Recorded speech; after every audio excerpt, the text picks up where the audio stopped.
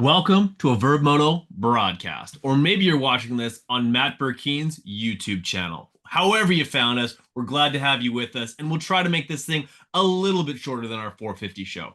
Yes, I know that right off the hop, I mentioned that we were going to talk 250s on that show, but frankly, we just straight up ran out of time. We all had to reconvene the following day and break it all down. This is the 250 preview for SMX playoffs. I am your host, Brad Gebhardt, and yes, this is a Montgomery Biscuits hat. Shout out to Chris Betts for getting it to me. To my left, none other than Chris Riesenberg, the voice of Riesenberg, and he is the big boss with the hot sauce over at Race Tech. Race Tech suspension, engines, amazing. Your bike obviously needs a little bit of love, so go ahead and get that thing all sorted out, and they can do basically like, whether it's engines or suspension. Get yourself tuned up with Race Tech. How's it going, Chris?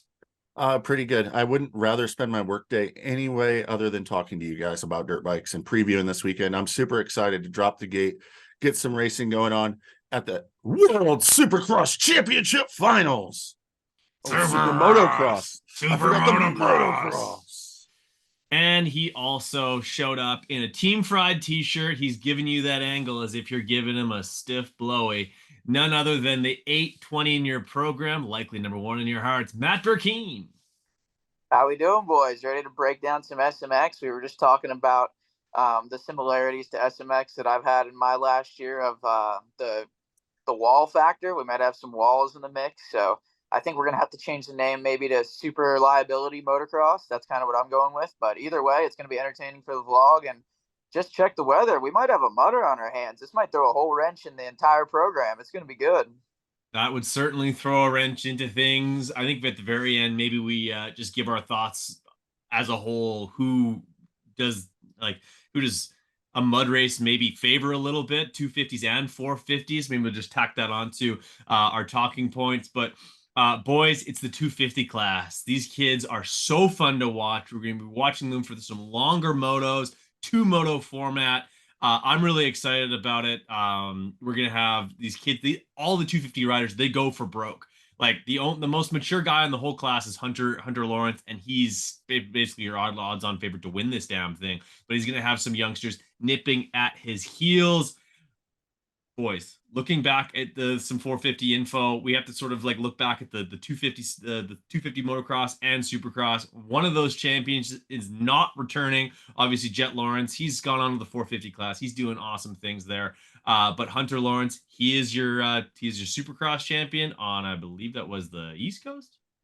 Yes. Hunter was East, yes. East, and then yeah, it's that quickly you start to forget who was where on in Supercross, and then outdoors. The guy, he might have had 450 on his championship jersey, but he was your 250 national champion. Him and his brother both knocking down championships. I'm excited about it. Yeah, like SMX 250s checkers. Give me some thoughts, man. Well, I mean, I think the biggest thing that you got to factor into this thing is that it's basically an East-West showdown 3 times in a row. The field Yeah. is stacked. It's super deep. I counted up there's 16 full factory guys on the entry list, and that's not counting the Phoenix Honda, Club MX, Yamaha guys, the Suzuki teams, and of course the KTMs, like the AEO KTM team and stuff. That is just 16 full factory riders. That means that it's going to be really, really difficult, I think, to move forward because the depth of the class. And we're going to see a lot of really close racing. And I think you're going to see a lot of inconsistency in results. It wouldn't surprise me to see a guy get third one week and ninth the next, just simply, or even in the same day with the two moto format. Also got to factor in 20-minute motos for the 250 class, 20 minutes plus one lap, that is. If it's a supercross style track, most of these guys have never done motos that on, at least in a race situation, that long. That extra 5 minutes will make a big deal. Certainly it will. Long motos, very stiff chassis setups, I'd imagine, if they're leaning more towards the supercross side of things. Maddie B, like just your thoughts on the fact that we're going to see a lot of factory guys who are not used to being outside the top 10. But if there's 16 factory guys, guess what? 6 of them have to be outside the top 10. That's just how math works. It's a tough pill to swallow for these guys, but it's the way it goes. Yeah, exactly. I mean, I personally am really excited because I always enjoy the East West showdowns a lot more than just the regular 250 SX races. And I mean, we all know why They have 250 SX East and West. I think it's good overall for the sport. Obviously, provides more jobs, more rides, and just more of everything to go around. So I do think there's a place for it, but I love it when they all come together. There's just so much competition. I mean, usually there's only two guys per factory team on each coast, and now we double that to four, and some of them even I think five. So it's going to be absolutely packed. I'm interested to see, like Checker said, this hybrid track situation. I think is going to have the racing really tight. So I'm sure aggression is going to be high, just because I feel like the track's going to be. I don't know if I should say one line, but I'm just not sure how many different kind of combos those guys are going to have to choose from out there. So it's going to be really tight. As far as the 20 minutes go, I wasn't really at first thinking that that was going to be that big of a deal, just because these guys did just come from running 30 plus twos outdoors, which is way gnarlier. But like you guys said, these guys have never done Supercross at 20 minutes plus one. They're always at 15. So I guess it kind of depends on how Supercrossy it really is to kind of determine how much of a factor I think fitness really would be. But there's a few guys, especially some of the rookies, some of the guys that haven't even raced Supercross yet. I know those guys are going to be tight and probably holding their breath and hurting for those 20 plus ones. Chris, is there anyone like the hybrid tracks and the longer motos? Does that help anyone? Does it hurt anyone in particular? Well, let's starting with the hybrid tracks. I think first of all, you got to look. If you look back at history, the Austrian brands, especially the Husqvarna riders, they've struggled at the whoops. You look at Talon Hawkins, Jalik Swoll. I mean, they have been borderline terrible. I've ranted over and over again about how can a factory guy not be able to blitz a set of whoops after 3 years of Supercross. So I think they immediately benefit. Tom Vial, a GP guy, not used to hitting whoops. I think he benefits from the hybrid tracks because of that side of things. As far as the longer motos, who's that benefit? Well, I think you have to go straight to Hunter Lawrence. I think it benefits him because he can take his time and be consistent like he was outdoors. And I think it hurts a guy like, say, Ryder D. He was an amazing starter, but we watched him fade. We'll give him 5 more minutes to fade back. That's not good for him. Also, factor in, there's been a ton of hype for Austin Faulkner coming into this. He has to ride the LCQ at every race. That means his best gate pick, at least at the opener, is going to be 19th gate pick. That needs the long, he needs the long moto, most likely to be able to come through the pack during the moto, and he can maybe capitalize in those last 5 minutes by being strong, passing some extra guys in that first moto, put himself in a good position so he can get a better gate pick for the second moto. And I think the 2 moto format at 20 minutes, that's going to be the real telling point for who's actually in shape. They're coming off 30 plus 2, but you have the intensity of Supercross. Ramp up the purse money, ramp up the hype, and then throw all the 250 guys together for 3 weeks and tell them if you just kill it in these 3 weeks, you can get a championship. I think it's gonna be absolute carnage. I'm actually a little scared that by the final race that they're going to have less than a full gate left, because the attrition rate, as we've seen in the 250 class when it comes to Supercross, is gnarly. It certainly is. And so does that mean that that for Faulkner, he's going to be 19th gate pick at the absolute best at all 3 rounds because he's going to be at the LCQ like every time? Well, let me fact. So it's Moto 1 gate pick is based, the guys that are seated in already, they're going off qualifying time. So if you're in the top 20, so then after that, it's the guys out of the LCQ. So say Faulkner wins the LCQ, at least at Charlotte at round number 1, the best gate pick he can get is 19th for Moto 1. Now, Moto 2 is off your Moto 1 finish. However, going to round 2, there's nothing saying that all 18 guys are going to survive the first round. Unfortunately, again, back to the attrition rate. But still, yes, he's probably looking at outside the top 15 gate pick at each one of these races. It's going to be a huge uphill battle for him. Oh yeah, no, he's gonna be shoveling shit the entire time. Matty B, like, could you imagine, like, say if you were like doing like on like a arena cross schedule where basically like you're doing like an inverted start every time? Yeah, honestly, I can't imagine much about this race because these guys all had to qualify for it, and that's a long distant memory of mine. So Yeah. I'm having trouble relating to these guys. But as far as like the hybrid track, the long motos and stuff, I feel like it's gonna kind of hurt and help a number of guys. I know Chris talked a little bit about Vial. I kind of think in a way it helps Vial because of the no whoops, less Supercross type deal. But I think in a way it also hurts him just because it's one more new thing that he's got to learn. He's already been here all year having to learn Supercross, learn the outdoors here. The thing that he does have going for him is that it's new for everybody at least. But so maybe that even makes it an advantage for him because he's been here learning new stuff all year. Maybe he'll be quicker to pick it up. I'm not sure, but I'm really interested to see how the Frenchie looks out there.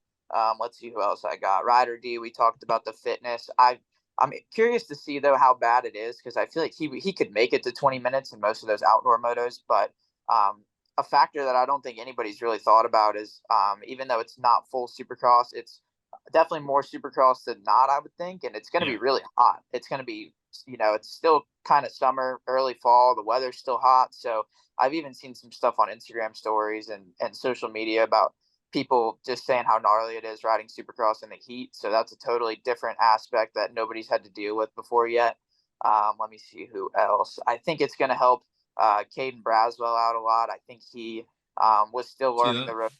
I think he was still learning the ropes of Supercross big time this year, and I think those longer motos are going to help him just because he's in such good shape. I think he'll be consistent, and especially if the sky opens up and it rains, that'll definitely help Braswell. He'll take a big leap up in the standings if that happens. I'm thinking it helps guys like Talon Hawkins, Justin Cooper, just for the fact of no whoops, even Max Volan, guys like that that have struggled at Supercross in the past. I definitely think it helps guys like that. Um, and I do, like we talked about, the field is so stacked with the factory bikes. I think it really hurts anybody that's not on a factory bike just because there's so many of them out there. So if you happen to be one of the unlucky souls that's on a bike that you and I can buy, then yeah, you're gonna be having a long day, especially from gate drop of the first turn. You're gonna be fighting a losing battle. I can see you're champing at the bit, just giving your 2 cents there, Chris. So hop on it. No, not at all. I was just agreeing with a lot of what Matt was saying. I really want to highlight his Braswell pull. I think that's super, super good. And he'll be on the And Kawasaki, correct? yeah, so he was on the Cowie. He should be hopefully used to it a little bit now because he had some time in between to transition. He Right. wasn't that great in Supercross, but I have definitely seen him be strong at the end of motos and such. And I mean, he's already seeded into these motos. So he made the gamble to go over to that Kawasaki, jump off a factory bike to get on it early. So he's ready for SMX and could ride SMX with the support of the team. So it'll be interesting to see if he can get up there and mix it up with the factory guys. I think it's super important for him moving forward in his career. Yeah, and Sure. I gotta throw something to I forgot this point, but it's actually a little bit of a disagreement with Chex, even though he made a great point. But this is kind of just a different side of it. I think a little bit the track situation. I think the format, the 20-minute motos, like you said, I think that helps Hunter. But I'm actually thinking that the track is going to hurt Hunter because Hunter, I think we all agree, he's the best rider in the class, best rider technically. Him and Jet, we all know they're just oozing technical skill. So I feel like these tracks, being that there's not going to be any whoops, probably not any crazy gnarly rhythms or anything, I feel like that might actually be a bit of a deterrent for Hunter, just because if he starts sixth or seventh, he's not going to have all those technical spots where his skill can shine over those other guys. He's not going to have all those spots to pick out. One thing though I would add to that though is if you go back to Supercross, it's not like it was outdoors. Hunter was a whole shot machine in Supercross. It was both Jet and Hunter on their Honda 250s that were in that first turn first almost every single weekend. And if these are very start dependent, these guys are going to have a hard time even seeing Hunter. But we'll get into that as we start breaking this down, I'm sure, of the strong points, the weak points, and who's the title contenders. But one thing that I also kind of started thinking about last night and broke some scenarios down is we didn't talk about it in our 450 show is the point structure for these things. So they come in with a single race of points, and then the first race is normal points, then double and then triple points for the final round. So I actually ran a scenario last night, just try to figure out kind of what's the weirdest thing that could happen. And say Hunter Lawrence comes in, he's the number 1 seed, he's got 25 points. He wins the first round, that's another 25 points. He wins the second round, that's 50 points. But he has an off night and gets 6th place at the third round. He can get beat by a rider that came in 4th seed, got 4th at the first round, 4th at the second round, and wins the final round. That would be your SMX champion. So this isn't a playoff because there's not eliminations, but it's definitely the Supercross World Championship Finals. There's a lot on the line, and it's going to be a lot of pressure going into round 3 because that's really where all the weight is. You have to keep yourself in contention and keep yourself consistent till that last one. But everything matters when we get down to Los Angeles at the Coliseum. So they're Man, heading. Oh, go ahead. I was just gonna say, as a rider, that gives me so much anxiety. That format, but fan, bring it on, man. We're not gonna have a clue of what's going down for that final round. So I think that's what they're trying to cater to the Oh, for fans, sure. trying to keep it good. But as a rider, man, my ass would be so chapped if I went 1-1-6 and lost to somebody that got 4th the whole time and won the last one. So I don't know if they'll do anything about that in the future. Maybe that's what they want, but it seems maybe a little too much. Like I'm cool with maybe double points at the last one, but triple, I mean, it's like 9 points difference between first and second. Yeah, like you're gonna be able to just make up absolute chunks for that one race. And yeah, like if you happen to go down the first corner, like that a whole year of crushing it down the tubes Yep. over yeah, like a 9 points, especially because like the first round, that's a what 3 point difference. Like you're not gonna be able to amass, like I think at the absolute max, you're gonna be 9 points ahead of the second place rider, right? Like say You if can get to 12 actually, because you have 25 to 22 for first to second right. seeded going in. So Hunter has a 3 point lead going in, and then he Right. can gain 3 more at round one and then 6 more at round two. So we Okay. can get to 12. You could have a 12-point lead, which I believe that's what they're trying to do, is make it so no matter what you do, you can't wrap this thing up early and just cruise at Yep. the last round. Because again, Interesting. if he were to go 1-1, he still has to get fifth or better to beat the fourth place guy. That's not even counting second and third, what they can do. Yeah, Uh, but yeah, I just wanted to run that scenario. Is triple points too much? I think so. I think that we might find out that it is. But so do you do single points, double points? I think that maybe makes a little more sense. I wouldn't be surprised to see the format change, but at the same point, this is what they're trying to create. The one thing I want to talk about, we talked about a little bit in the 450 show, was how in the future they want this to be, that's the championship that matters. That's the Super Bowl. That is your national champion for the whole entire world champion. I'm sorry, for the whole entire year. I believe a format like this, putting so much emphasis on one single race, doesn't really work in a sport like ours for that to be valid. I think it almost makes it a little bit too cheesy, I almost want to say. Whereas in a situation where it's single points, and then just a double points final, I think it factors in enough of the whole mass of the whole year and this to make it make a lot more sense. But we'll see. I mean, that's the format they gave us. It will be dang entertaining for us sitting there. And if we're in the sport of entertainment, then heck yeah, Los Angeles Coliseum, there are going to be some 250 kids absolutely sending it for world championship glory. I agree. I think this is going to be it's going to be unprecedented regardless. We've never done anything quite like this. It's purpose built to build drama and entertain, and like I said in the other show, for the most part the sport is digested in like a weekend by weekend basis. One of the reasons why in the past that you haven't had, say, like a race like the US Open or Monster Cup really carry that sort of weight is because like anyone who's followed the sport for a long time knows that anything can happen on one particular night. And if someone wins one particular event or one particular race, that doesn't necessarily mean like they are the best for that entire year. It's just like, yeah, you caught lightning in a bottle that one night. And I would hate for that to sort of happen to this, but for the most part, I think that it's going to be a slam dunk. People are going to be entertained, and I would absolutely love to see like a last ditch effort, like similar to I guess Vegas night 2017 with Zacho. Oh Yeah, yeah, that came on earlier today, man. I was glued to it. I've probably seen that 8 to 10 times. It's awesome. easy. And if we have more scenarios like that, that generates more buzz, that generates more entertainment, and yeah, more entertainment means more dollars for the industry. So I'm Hang all on a for it. second. I know that we're talking 250s, but I just ran this scenario through my head of what happens if Jet Lawrence literally wins every single moto until we get to LA, and then he gets sixth and doesn't win the title of Yeah, that's what I SMX. mean. Like that can happen. Like Like, It totally can, and that kind of sucks. Like, because he'd I don't go 24-1 as a 450 rider and hate to not lose. be the champ. Yeah. That's crazy, man. Like he That's just crazy. pushes the front tire in the first corner and can't catch up because there's that many factory guys. He just ends up getting fifth. actually, it'd be worse Yeah. for him too, because I forgot he's coming in points down on Chase already because Right. of, again, he didn't ride the Supercross portion. So, just going to be some interesting scenarios to see how it plays out, I guess. And it was something we hadn't really touched on a bit before, but Is he's third in points right now? I can double check that real Yeah, quick he's while you're third. Yeah, going he's to see third what he got up because to. AC's fourth. Somehow it's amazing that AC raced Supercross and is actually behind Jet in total points. That is obscene. Question for you, Matty B. Split starts. I don't even know if you've ever done one before, but I'm personally not a huge fan of them. I thought they were hilarious back in 2005, 2006, when they used to take up like two-thirds of the floor, where they'd like break off two different directions, then smash back together. Or there was that one year at Monster Cup where guys were like coming in together and just going over the berm and just about taking each other's heads off.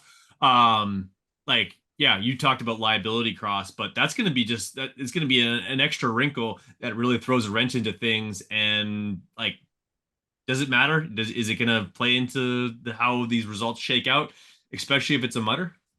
Man, I was just about to tell you guys that I've never done a split start, but I guess I'm a little more shot out than I thought because I actually did one at Monster Cup 2013. I kind of liked it just You because going to super mini? no, the AB All Stars deal on a Okay, TV. all Um, right. You're that but old. I didn't know you were that old. I I kind of liked it, and this could also be the line of thinking of some of these non-factory guys this weekend. But I kind of liked it because I felt like I was a little down on horsepower from a lot of guys, and I only had half the guys to worry about. So I kind of liked it Okay. from that perspective. But I think really the only thing that is going to be much of a factor is the fact that one side's got to turn right and the other side's got to turn left. So that one side's got to worry about getting to the rear brake and then getting the leg out to stop. So I think the obvious advantage there goes to the left side. But if they do it like they did at Monster Cup, where they make you pick the opposite side each moto, so you have to do both. I think if they do that, it kind of works out. But as far as like, does it add to the racing? I really don't think so. It might.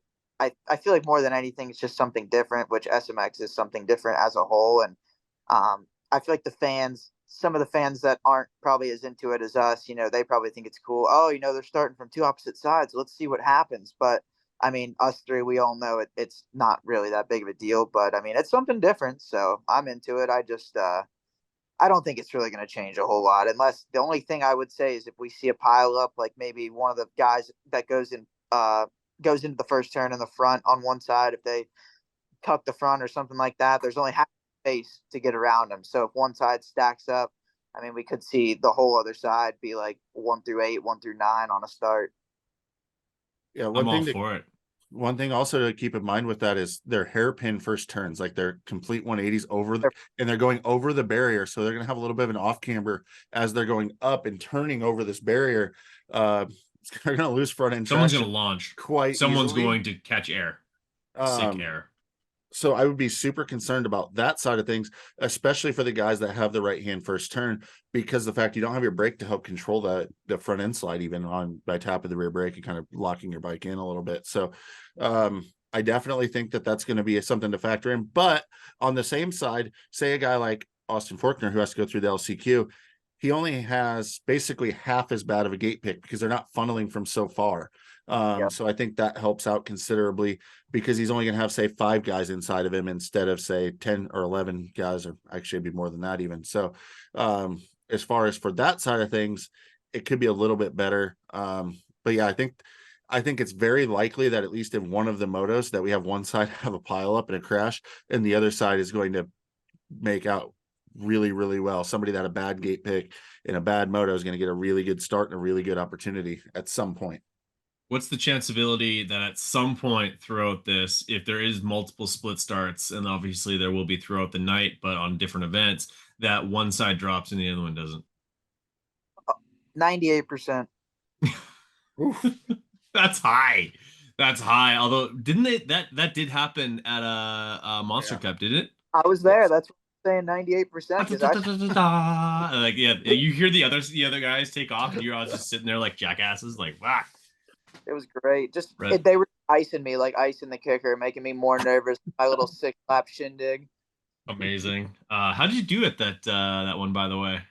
Ninth in the first moto, and then the second moto I crashed right after the split start. No choice, but I did it on full outdoor suspension, so I wouldn't recommend that to anybody. But it was a long day for us. I'm not gonna lie to you guys. Was that the year where a bunch of super minis like went to go jump the catapult at the finish line and just like That was piled that in? was before me. That was the year before me. I was Okay, right after. Jesus. There was one year where it was just like, Yep. yeah, oh my gosh, like that was insane. But Boys, it is time to pit you guys against each other. It's the Verb Moto Wiener Wiener Chicken Diener. And I'm super stoked for this, and I'm super stoked for the Verb Classic happening in just 2 weeks' time. Verb Classic at Next Level 101, South Carolina. I wish I could be in attendance, but it doesn't look like that's going to be the case. Just don't. They didn't invite me. I'm not a what's it called, a hired gun for that race. I heard Matt Burkeen's gonna go, so that'll make it good. But this is how it's gonna work. Matty B versus Chex. See who's going to be the top dog at the end of SMX. 1 point per correct answer. Boys, are you ready? Yeah, yeah, yeah. All right. Question number one. Which star rider wins the most motos during the SMX playoffs? Checkers, you have the floor. Well, let's see. You got Deegan, Kitchen, Justin Cooper, Jordan Smith.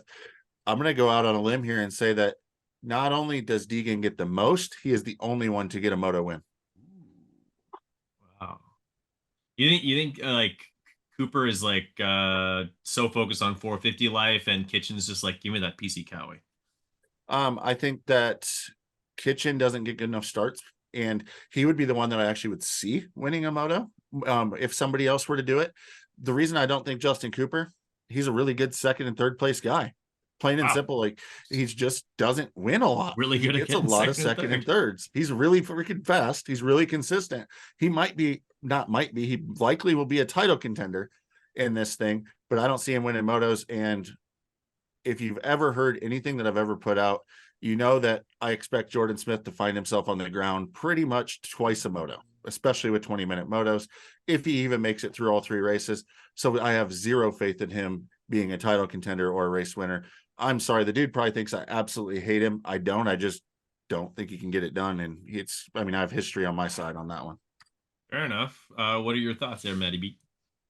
This was a pretty easy question for me, honestly. I'm feeling dangerous. I got to go with Deegan. He's just got so much momentum, so much youth, so much exuberance. The dude has got to be hyped up. He's coming off of a year of getting, what did he get, second in Supercross and I think fourth Second in outdoors. points total, yeah.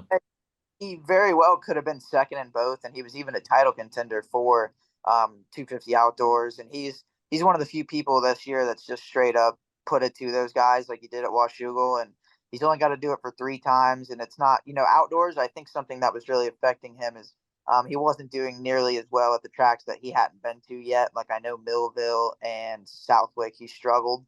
But then some of the other tracks like Buds, he was ripping because he's been there for Ironman. So these tracks are new for everybody. So those guys won't have that advantage on him. I agree with most of Chris's points about the rest of the guys. I could definitely see Kitchen getting a whole shot and winning a moto. You just never know what you're going to get out of him. One weekend he's fighting for the win. The next weekend he's battling for 14th. It's a deep class, so it's really start dependent. So you could see a variety of things out of Kitchen, and I kind of got to agree with him about Justin Cooper as well. Like he just, for whatever reason, he is always like 2-3, and I'm that's not to say that he can't pull out a win in SMX. It's just I typically like to bet on the side of what history's already shown me. So out of those guys, and obviously I forgot to touch on Jordan. He's coming in. He's coming off of being hurt, so I really don't even know what to think about his prep or anything like that, since he had to take the whole second half of the summer off. So I'm not really sure where he's at, but in summary, feeling dangerous. Got to go with Deegan. Fair enough. He is the only one, aside from the two Lawrence brothers, in the 250 class that has held the points lead in that class, period. In outdoors, supercross, you name it. Those guys had red plates on their bikes all year long. It's question number two. Does Pro Circuit Kawasaki get an SMX overall win? They're rolling into the gates with Joe Shimoda, Smoking Joe Shimoda, Ryder D, Seth Hammaker, as well as Austin Faulkner, who will be in the LCQ. Matty B, you get to go first. Sorry, Mitch. I don't think so. I really don't. If I had to guess, I think the overall winners would probably be a combo of Hunter and Deegan. Those are kind of the favorites for me personally, but I could definitely see them getting some podiums. I just, unless something happens with the split start or um, some sort of different scenario like that, I don't really know if I see a straight up win from PC. I think their best shot is Shimoda, and they've got a real dark horse in Hammaker. I'm gonna talk a little bit more about him later, but I just don't quite see them coming out on top. Checks. Um, in my opinion, I think we see three different winners in three different races overall. I really genuinely do, simply for the fact that I predict there's going to be a lot of inconsistency and a lot of mix up with the Especially if depth there's of the mud. class, the crazy kids, all the pressure, and that side of things. So it wouldn't surprise me to see one of the Yamahas get a win, Deegan, Hunter to get a win, the Cowies to get a win, or even one of the KTMs or Husqvarnas get a win, perhaps. I could see all of those situations. So I'm just going to go with yes. And I think it's also because they have three guys that I feel like wouldn't surprise me if they got it done. Shimoda just won the last outdoor, crushed it. I'm nervous on him just coming in because it seems like when he is a quote contender and has that pressure, he actually doesn't do as well. But once the pressure's off and he's not a title contender, all of a sudden he steps it up and is much better. He hasn't been great in Supercross really ever. If you look back at his results, he's been okay, but he has not been great. Seth Hamaker, I know Brad coming into Supercross, you were super high on him. I'm a huge fan of Seth Hamaker. The dude has like almost a 50% podium ratio in Supercrosses that he's been at. I believe he is healthy coming in for once. It wouldn't shock me at all for him to get a win. And although Faulkner has come out of the LCQ in a moto, if say this weekend with the split start, he's able to salvage an okay start in that first one. Yeah. And then after that, he's got a great gate pick for the second moto. He has the talent in Supercross to get it done. So with three guys that could do it, and I think a whole lot of chaos on the line, I'm going to say that Pro Circuit Kawasaki does find a way to get an overall win. Yeah, Faulkner might be the fastest out of the four. It kind of blows me away that like after literally over a decade of hype and unbelievable results and all that, Ryder D, like I can't quite put my finger on it as to why he seems to struggle, why he seems to fade. I don't know. I can't really like. Obviously, I'm not close enough to the situation to really give an educated answer on it. It's just extremely perplexing for a guy who was so dominant and so successful to have a really. I can't. The only way to explain it is a very lackluster professional debut rookie season. I don't think does he even have a podium in a moto yet? I don't believe so. And I I mean, don't like. I think a lot of it comes back to the fact that he was so good as an amateur Yeah. and he almost was so much better than everybody that he hasn't had to face the adversity and he's relearning how to face adversity. And I think he was so good, he could get out, he could get a lead on everybody almost all the time and then cruise. I honestly don't think that he's physically out of shape is why he's fading, because here's the deal. You don't get to where he's at with the people he has around him and not be putting in the work off the bike to be physically fit. 100%. I have to think it's more of a mental drain thing. And it's probably because there's constantly in the 250 class on the pro level, you constantly are eating rocks from somebody in front of you, and you have someone smashing into the side plate of you in every corner trying to get by you or trying to rail around the outside or putting a tire up the inside. There's no mental break. And I think that that's something that he's getting used to and something that's new for him. I don't know what the change of scenery will do for him next year, but I'm definitely not giving up on Ryder D. I mean, he has the opportunity and the hype that he's had because he's always been looked at as a next level talent that just doesn't go away overnight. So let him hopefully string together some time being healthy and whatnot. He's just not ready yet for me to say, oh, he's going to go out and crush it at SMX. Certainly, there is some question marks there. Question number 3, Tom Vial versus Maximus Voland. Who finishes higher in SMX points? Checkers, you have the floor. I think Volan finishes higher in points. If you look back, he's had a really, really consistent year, a lot of 6th, 7th, a handful of 5ths. I think he's underrated just because I think everybody looks at those Supercross races he didn't have to, or he didn't qualify for. But guess what? He's already qualified for SMX. He's already got his spot on the gate. And once he's in the motos, he's really strong. He's been really, really good, honestly, as far as being consistent. So I think he finishes higher in points. But I do think Tom Vial actually is the one that has a better single race finish, because I think top speed wise and that side of things, I would probably give it to Tom Vial in one moto. But I think Maximus, he's put himself in his career right now where he's being more consistent and building, and it's honestly been really positive. I'm on the Max Volan train right now. I think within 2 years that he's a title contender. I see him on the podium already next year, and the following year I think he'll be fighting for wins. Matty B. this works out perfect because I think I'm going with the Frenchie. I think Vial will be a little better, and I think most of the basis for that decision, it just kind of sticks out in my memory. This was like a year and a half ago, but last year, whenever Vial or whenever Voland was really really struggling with Supercross, I remember he did not make. I guess it was kind of like normally a main, but it was the night show at Atlanta. It was the East West Showdown, and Voland didn't even make it to like the night show, the heat races. And I think who was it, Stank Dog or somebody that was on a 125 did. So that just kind of sticks out to me. I know he's come a long way since then, but I just don't know if the speedways are his forte. Could totally be wrong. I hope he proves me wrong. I'll be rooting for him. But yeah, I think Vial will come out on top of the two. We got so far for those keeping track at home. We got an agreement on the on question number one. So that either guys either going to get 1 point for you guys are both going to get a point, or nobody's going to get a point number one. And then for the Kawasaki, who's do they get a win or not? Maddie B went with no. And Checkers went with yes for the green team getting some getting a win in SMX on the overall side of things. Question number three, and we have for the between Vial and Voland. What are the likenesses of two? They got two guys on the same team with the last name starting with V. That is unlikely. But Checkers goes with Voland, and Matt goes with Vial. Question number four: there are 6 motos in SMX. Does Hunter Lawrence win 4 or more of those races? Maddie, I'll let you take the floor. I this was actually a pretty hard one for me because I feel like he could probably win 3 or 4 of them, but I'm gonna go with no just because of how the format, the tracks, and all that are. I think it's kind of gonna be a little bit of a crapshoot, so I'd be a little bit surprised if I see some dominance of 4 wins or more. So I'm gonna go with no. Well, I mean, I think you just got to look back at the Pro Motocross series. While Hunter has been absolutely winning through Supercross, he won a lot of outdoors, but he didn't win a lot of them with a 1-1 performance.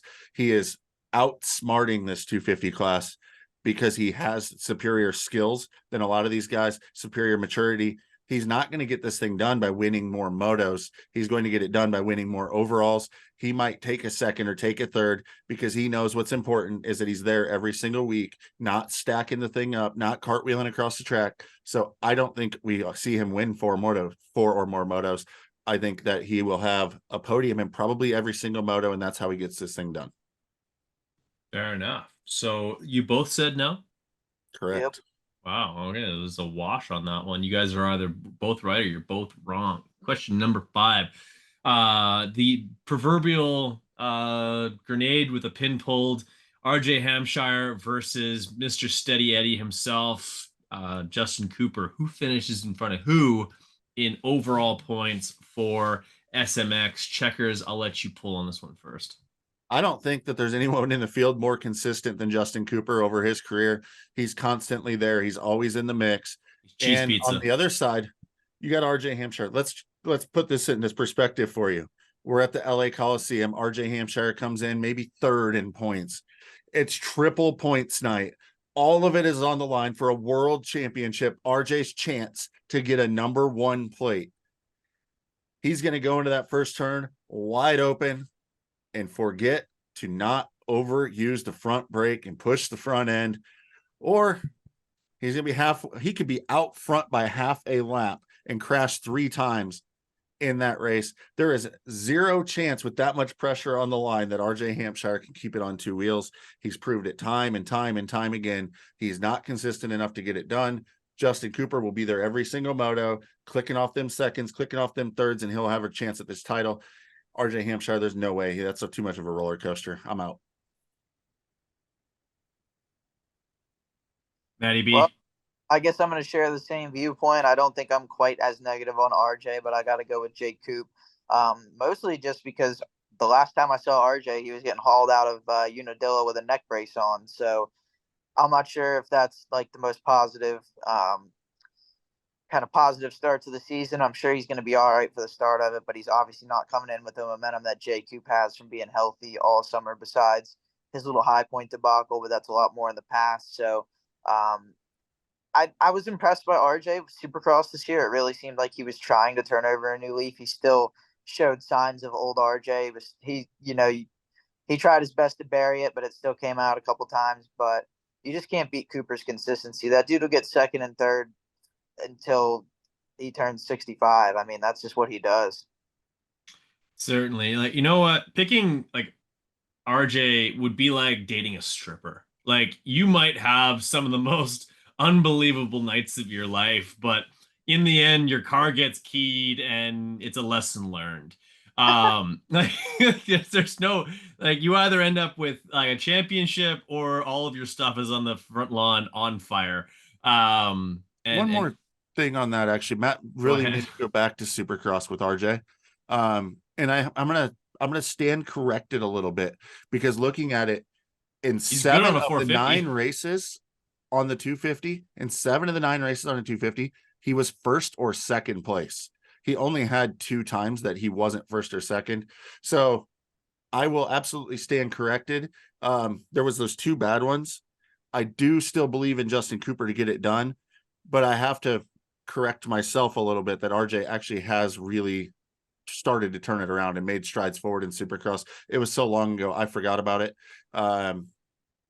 So I stand corrected that he is making progress. But yeah, And I do believe in Cooper still. for one of those missed podiums, he was only about 40 feet from getting third, and he decided to kamikaze jet. Yeah, he's. I think he's still shitting water and mud from that night. That's going to be him going into the LA first turn, by the way. Oh my gosh. That is going to be ridiculous. And then also all these results get absolutely turned on their ear if the clouds open up this weekend in Charlotte. It's time for the Race Tech Race Your Way In segment. That's right. LCQs, they're awesome. We line the fences for them. As Uh, far as I know, they are part of the Race Day Live program. This is That is not going correct. to so they're actually not going to be part of the actual the race evening. So you're gonna have to watch Race Day Live if you want to watch those. Maddie B, do you have any thoughts on LCQs? I know you're a big fan of all the melees and happenings that go on with that. My favorite one from this year was your Unadilla LCQ, where you rode like me, which is an insult if I've ever heard one before. No, I don't really know if I did anything wrong. It was everybody around me, man. But yeah, I was trying to interrupt you to say LCQs are not great just because I came off my summer of having to race them myself. But as a fan, LCQs are a gold mine, baby. Let's go. My iPhone will be rolling for 4 minutes plus a lap for both LCQs this weekend without a choice in the world. They're gonna be great. People are gonna be going out for blood. Filthy Phil is gonna be flipping somebody off. I can't wait. Race 5 Tech, minutes plus 1. 5 minutes plus 1. So it's a 5, 6 lap race. Even Race better. Tech, the choice of Zombie Belos, who instead of racing for the Pro Circuit Kawasaki team, he will be on Phoenix Honda with Phoenix suspension, complete with Race Tech gold belts.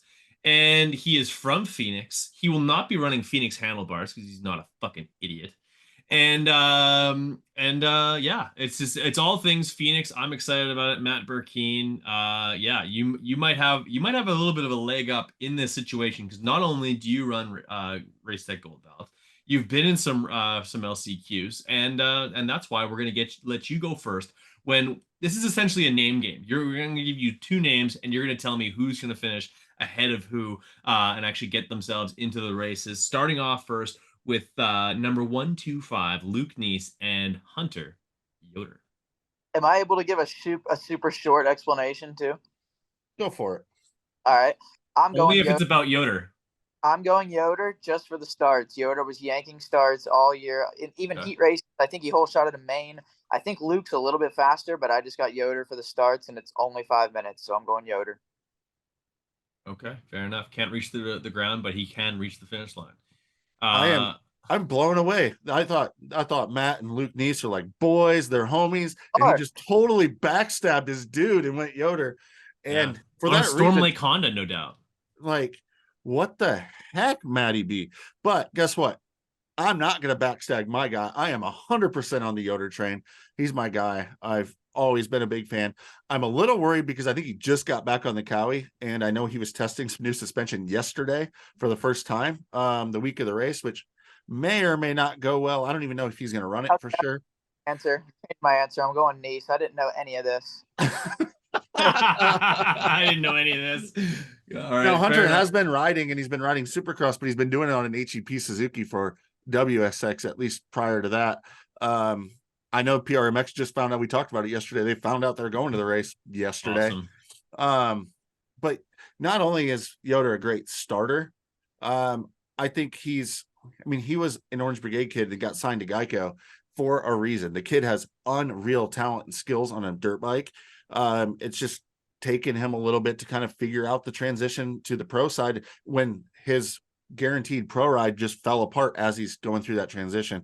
It's been tough for him, but he really rebuilt last year. I mean, he was in the top 10 in a lot of races. He led races.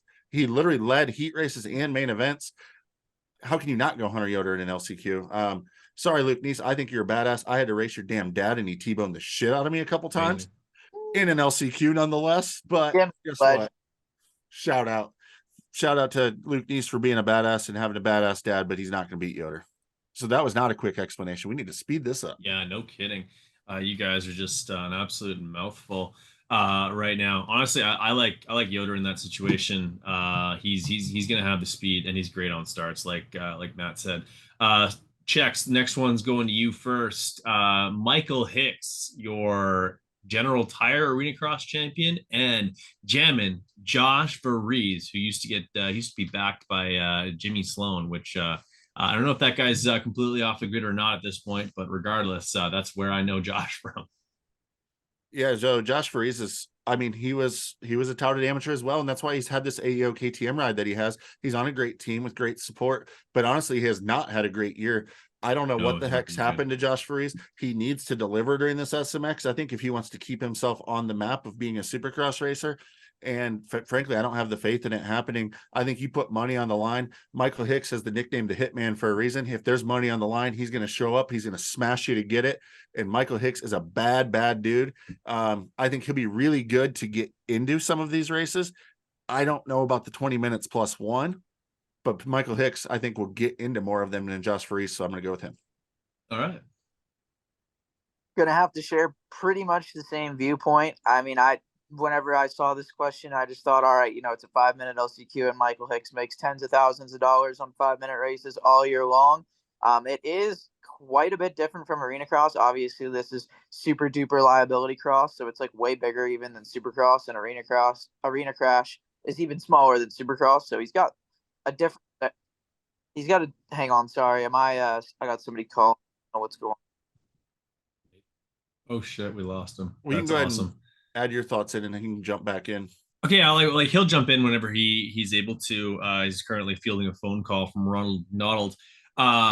One of the things I want to talk about the LCQs Wait. and the I privateers just got in a general. text. It was Team USA calling. They need Matt Burkeen. They've run out of options completely. They need Oh. Matt Burkeen to step up for the team so that we can field a team for the Motocross of Nations. No wonder he had to take that phone call. You heard it here first, guys. That is awesome. I'm so excited to see Matty B at Motocross Des Nations this year. I'll get this off this off quickly while his audio connects. I think that Michael Hicks might be have the best financial backing of any of the privateers. Like I as far as I know, he essentially runs his own damn program. I know he was with Storm. It was like Storm Lake Honda, correct? It's the Talib Storming Honda team. It's Buddy Right. Brooks Racing, and he's Right. still with them. It still has support from them. And I mean, he has a pretty unique program where, he goes and just dominates their General Tire Arena Cross series. And then he goes and just hits money races all summer long, hitting fair races. Him and Lance Kobush were going around together this summer, and rumor has it they were going to the races together, splitting expenses and splitting all the money that they made, so they weren't actually racing each other as they were going 1-2, just cashing in. And probably sharing some women as well. That is a crusade that professional motocross racers can do. And yeah, hey, like you get into a new town, you open the app, you start swiping, make some cash, and then you go hit the bar. Yeah. Sorry, I thought you were done making your awesome point, which I think is hilarious. Matt, your audio appears to be muted, and you please update us on how the phone call with Roger DeCoster went about your Team USA pick. Congratulations. No, like I said, they were waiting for the team to see if I made it at Ironman, and right after I did that front flip, they went ahead and axed me from the team. So I guess they're gonna have to settle for like AP or Chase or some other Joe. I'm not sure, but Yeah, that wasn't why he was calling. He had some words about my season. I like it. I like it. We should do an entire podcast on like wacky ideas to like change things to certain events. One of which being like rather than having one 250 guy, one 450 guy, and just another 450 guy for MXDN, why not throw a guy like have a 125 class? Like I've just got a better idea. 120. What's that? I got a better idea. Why? One, What's your idea? one guy on a 2-stroke, Yes, one that guy was on my a other idea. one guy on a 4-stroke, and then wait for it, the third guy No, on a three three wheeler. wheeler. Three wheeler. Yeah. I knew that's where he's going. I'm like three wheeler. Yeah, It's going three wheeler all day. Sidecar. Yeah. Oh Yes, fuck. that would be even better. That'd be even better. I'm riding the sidecar, and Matt Burkeen is my monkey. That's what the guy in the cart is called the monkey. And that is a ridiculous and it's same format as MXDN though. Like it's a half gate of sidecars with moto dudes, and yeah, that would be absolute pandemonium. I like it though. Just like the second half of Matt's season, this podcast has gone off the rails. Off the rails. All right, getting back on the rails with Preston Kilroy and Cody Schock, which I don't think there's any over-under bridges in SMX, so he'll be happy to hear that because he football tackled one of those at the very first round of East Coast Supercross. That was pretty scary. Matt, you have the floor to pick between these two Jekyll-oons. Well, this was, I think, probably the easiest question for me. I'm going to go Schock, and I got to make a point. I had some people try to tell me that Schock hitting the wall in Supercross is way gnarlier than me hitting the wall, and I've got a very simple explanation for you. Concrete versus steel. Cody Schock said whenever he hit the wall, his main thought was he was surprised how soft it was. I wasn't even conscious to think that thought. So who's got who there? But okay. No, I'm going Schock. All right, sure. I'm shocked by your response. Go ahead, Checkers. I hate to say it, but I would look at the results after the race and be like, oh, Preston Kilroy all summer long in the motocross series. Honestly, he was invisible to me. He ended up 21st in points. He had a top 10 moto. Whereas Schock, he's a great outdoor guy, but we haven't seen him. He's been sitting on the sidelines. He has that Phoenix Honda ride going into SMX. He had a couple top 10s this year. Schock's super good rider. He's much improved. I think he has a ton of support. I think it's pretty easy to go Cody Schock here. 21st in MX points for Kilroy, didn't ride Supercross. I don't think it's much of a question. No more explanation needed than that. And I bet that over under bridge was actually padded slightly. I don't think it's just for sure. It's got to have something on it. It's got to have something on it. So, yeah, it definitely has. It has to have like it can't be completely just bare metal in a tarp. Like those guys are smarter than that. This is an interesting one. Although you have two guys who I believe were both Supercross rookies. Although Austin Faulkner feels like a long time ago, 2016 when he had his rookie season in Supercross. Austin Faulkner versus Cullen Park, who I met him at Loretta Lynn's. I think he's 7 feet tall. Go ahead, Checkers. I mean, I think this one's pretty easy and obvious. I do think that Faulkner, we talked about earlier, is going to struggle a little bit in the motos with the bad start pick, and that it's a deep field of factory guys. But that's against the factory guys. That's not against Cullen Park. On the other hand, Park did have a good season. He was 9th in 250 East. He had 7 top 10 finishes. Like that's super good. That's not Austin Faulkner level. The only way that Park beats him, I think, is if Faulkner unfortunately goes back out to the sidelines with injury. I think both guys will be good and Park has had a good year, but he's still not a title contender like Austin Faulkner. So Faulkner it is. I would absolutely I would just go on record saying I would think it would be awesome and hilarious if Austin Faulkner wins the SMX World Championship. Go ahead, Matt. I'm gonna have to go with Faulkner also. It's kind of the obvious choice, but I do think that Faulkner and Park both, they could be 2 of the 3 that qualify in straight in for most of these rounds. I feel like those two, obviously Faulkner's the top, but I think those 2 are both a couple of the best riders in the class. And yeah, it's just hard to argue with Faulkner, man. He's just, as long as he holds it together, you know, he's going to get through there and do well in those mains. It's just, with him, it's all about can he avoid incident, which he hasn't been able to do for the last few years. And even when he came back outdoors, he had that crash at Washougal off the start, and then he had a pretty gnarly lawn dart similarly to myself at Ironman. So as long as he doesn't do any of that stuff, it's a pretty easy choice, I think. So yeah, I'm gonna go Forkner. Forkner, easy peasy. All right, for this one we have Derek Kelly versus Chris Zombie Blos. One of these guys is going to be running race tech suspension. The other one won't be that fortunate. I'll let the two of you guys kind of duke this one out. I have to go run upstairs and get something real quick. All right, Matty B. Well, I'm going to just skip in front of you here because I actually have some stats on this one because God knows that I have Chris Blos facts coming out my ears. Chris was the top ranked rider to not get into the top 20.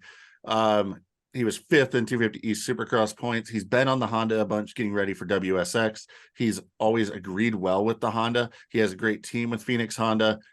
I think he qualifies for all 3 of the rounds. And honestly, most likely he's going to outlast these top or a lot of these 250 kids in the war of attrition that we always constantly see, especially with this 2-moto format and long motos and that side of things. And we know zombies never die. So I think he's going to be battling for the top 10 in the series by the time this thing's over, just based on absolute consistency. Derek Kelly, 9th in 250 West, seems like ages ago that he was doing that. He was 24th in 250 MX. Derek Kelly's season kind of went off the rails outdoors a little bit, week in and week out. He wasn't delivering like he has previously. I don't know what the heck is going on with Derek Kelly. So I have to go with Blos. What do you got, Matty B? I'm gonna stick with you on this one. I got to go Blos too for most of the reasons you said. He's a vet. I'm like you said. Also, zombies never die. I mean, that dude could go head first into the whoops. You go to the funeral, take him away in the hearse, bury him the whole 9 yards, and the next round he's still there. So, I just can't see Blos getting beat on this one. And I agree with you. I think he'll probably find his way into those mains every time, and his consistency should get him a decent little check. I know that these 250 guys, they're not fighting for near as much money as these 450 guys, so it's the motivation's not quite what it would be in that 450 class. But either way, man, he's a zombie. He's a veteran. I'm going Blos.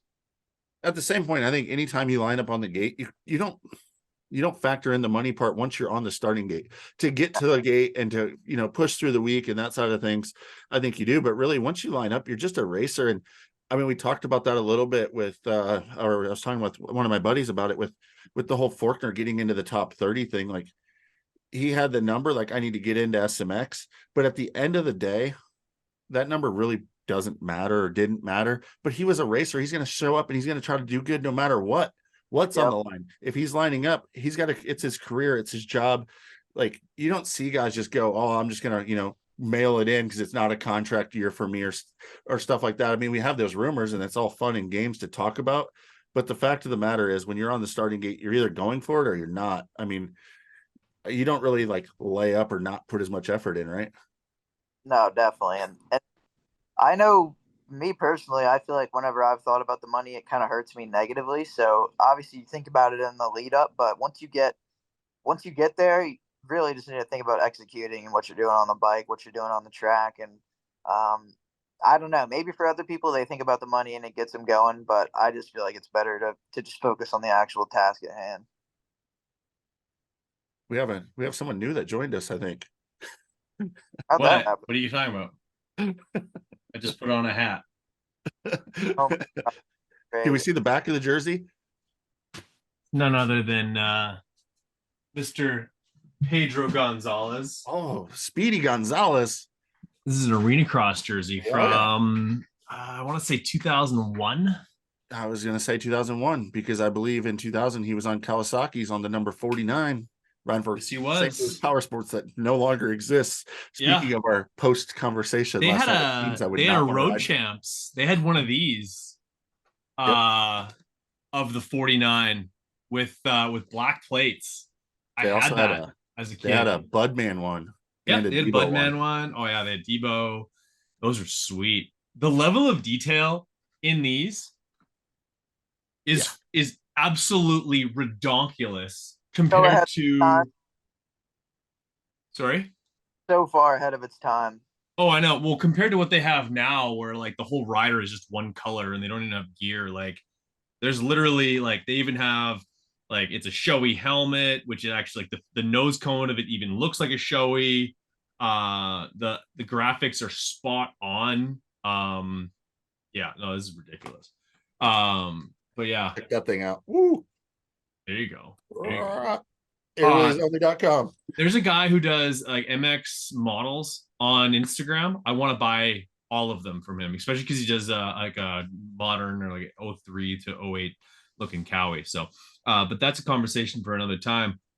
You guys just discussed the Chris Blows, Derek Kelly situation. I assume that you guys were both like just motherfucking each other about your decision on those. But just to recap, looking at it, looks like went um, Matt changed his answer from Hunter Yoder to Luke Neese. Checkers went with Hunter Yoder.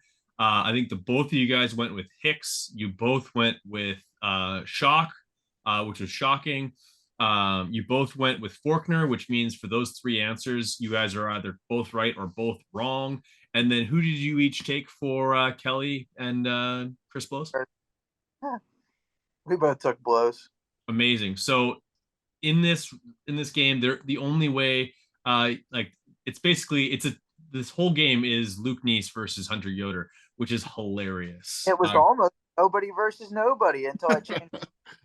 Yeah, I guess we that could have was just almost skipped over that segment. that Clearly, whole segment. That was awesome. I hope that it works out for one of you. Brad, it's time for the Big MX Big Prediction segment. I'm super stoked on this. Who is going to be who would you consider to be the breakout rider of the 2023 SMX playoffs? And I think like it's gotta be like can I change this one a little bit? I think like who needs to have a breakout ride? well, we get to that one. We can change the future of the sport one to that if Okay. you would like to. Fair enough. All right, so then I'll change that one. That comes up in a couple. Who's going to be the breakout rider? Whew, that'll be good. I'm going to go with Caden Braswell. I think he's going to he's going to have the fitness. I think he struggles with Supercross whoops, and I think that's going to be my guy. I actually wasn't supposed to go first on this. It was supposed to be checks, but I've just pulled the whole shot on you, big guy. I'm going with Mr. Braswell. I mean, I'll give you Braswell.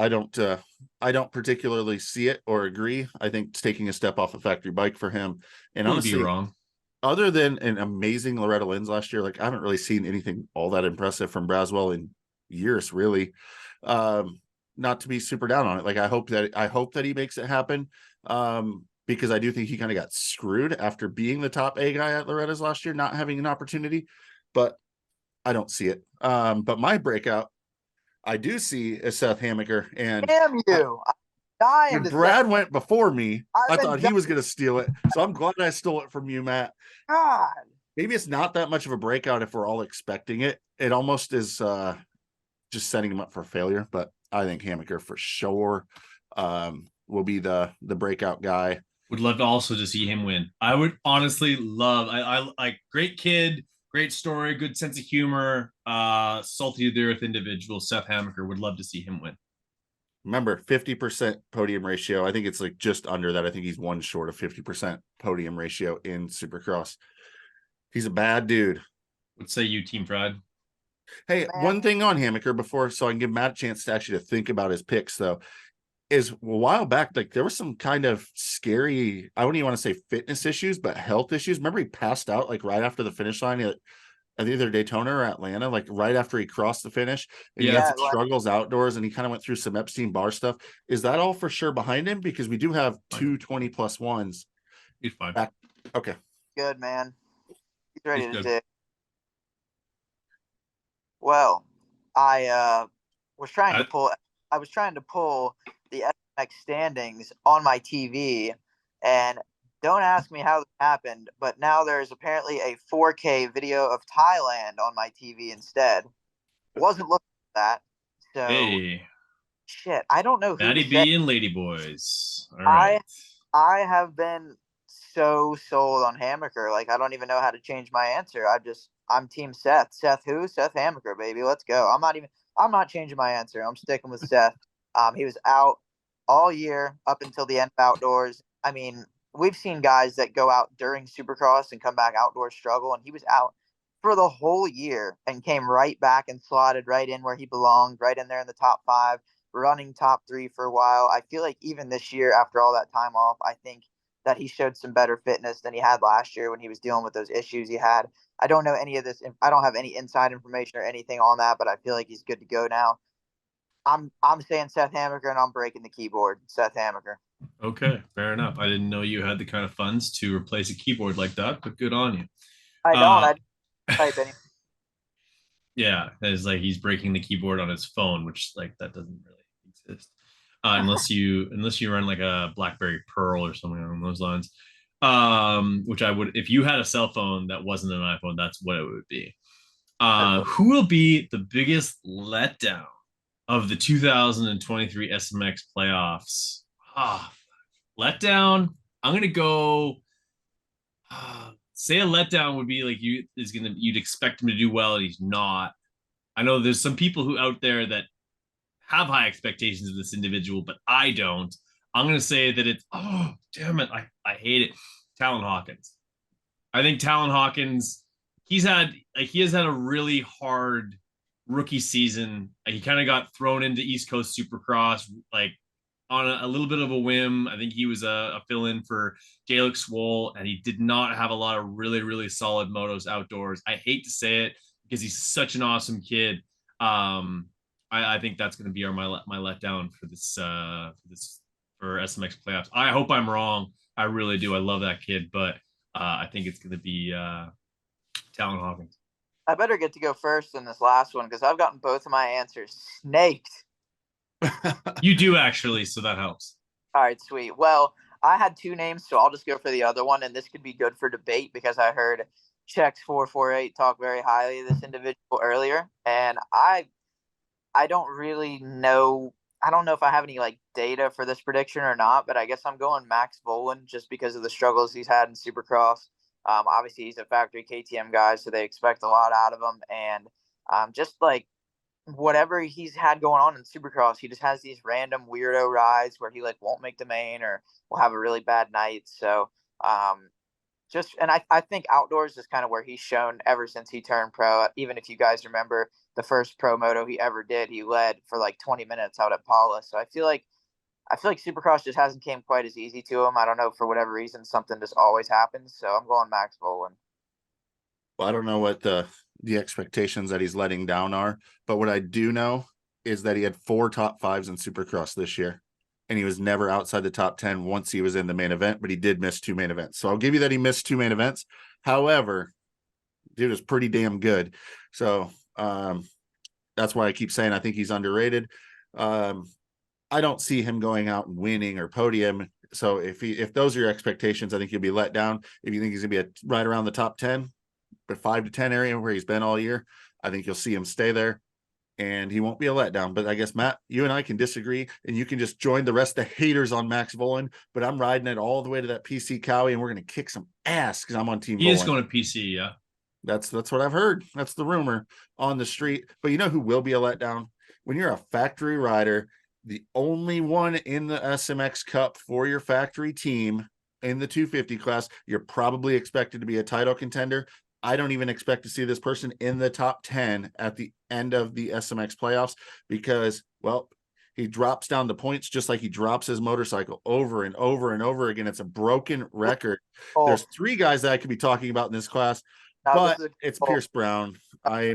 I knew it. I don't know what the heck's going on with Pierce Brown. I was a big believer in Pierce Brown as he was an amateur. But here's the thing. These Austrian programs have had a really difficult time transitioning their guys into the pro ranks. And that's why I'm worried about Ryder D. So next year, that's why I'm very much worried. Like, is there any possibility? And like Matty V, you might have done this. I know my dad made me do it growing up. Is like in the middle of a moto, my dad would pull me in and say, put the bike on the ground and pretend like you just got you have to basically simulate a crash situation to pick the bike up and like get back into race pace after having like a fall or something along those lines. Is it at all possible that this is so intrinsic into Pierce Brown's like psyche when he's riding a motorcycle, he feels like he needs to put the bike on the ground in order to finish his moto. That would make some sense, honestly. It's the only thing I can do. You know what though? Me personally, I don't know if I should have anything negative to say about Pierce Brown. He has qualified for SMX. I myself have struggled with that. So even though Pierce has been Plus, his crashing, girlfriend's a fucking smoke show. never seen her, but he can crash and still go faster than me. So I'll give him that. Apparently blindfolded at Loretta's. Maybe he's just daydreaming about her on the track and laying down, getting ready. Maybe. I don't know. Like I said, I don't know. The wheels have completely come off that cart. I think it's one of those things. He needs to slow down to go faster, and I don't know if he knows how. Because if he slows down, maybe he'll quit crashing, and at the end of the day, he'll be better off. But it's been an absolute disaster. So maybe it won't even be a letdown because I don't think the expectations are that high. The other was my go-to of the same basically story of Jordan Smith. So I do think that I've heard hype about Jordan Smith all year long. And I mean, I just consistently like the dude can come out and he can go fast. He absolutely can, but he's not a title contender, plain and simple. You cannot have DNFs, injuries, failing to make main events, the stuff that happens to these guys and be considered a title contender. It just doesn't work. Yeah, but if he goes any slower, he's going to end up on a Suzuki, and nobody wants that. Okay, who needs to have a SMX 2023 playoffs of a lifetime in order to stay in the industry and stay on good equipment? Matt, I'll let you go first on this one because I snaked you on the first two.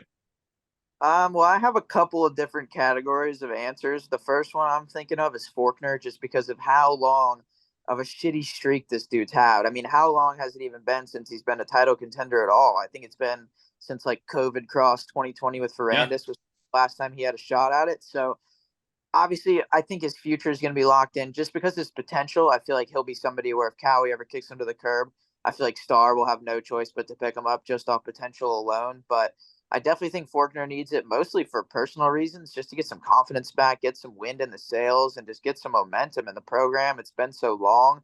And then, kind of on the other side of the coin, I'm thinking guys like Mumford, Braswell, even Hawkins. I feel like those guys that are kind of transitioning from going from factory to non-factory. This is a super, super pivotal time for them because it's an obvious disadvantage what they've been given. So if they let it affect them too much and really fall down the results, then they're kind of going to get kind of tossed to the wayside. And they're going to get the next big things that are coming up like they always do. It's a really dog eat dog cutthroat world in the ride and the world of trying to get a ride in motocross. I wouldn't even know. I'm not even considered, but I think it's really important for those guys. They've got to stay on the right trajectory, and they're still young. So I mean, they do have time, but if you get off the right trajectory, you get on bad equipment, and then it doesn't really matter how much time you have because you're going to be fighting an uphill battle.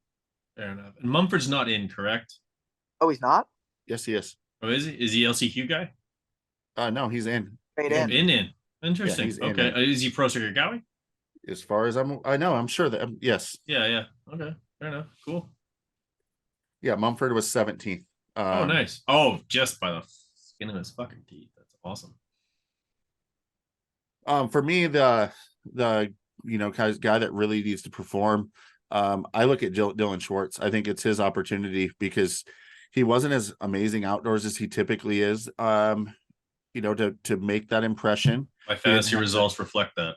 And then he hasn't really proven himself as a good Supercross rider at all yet.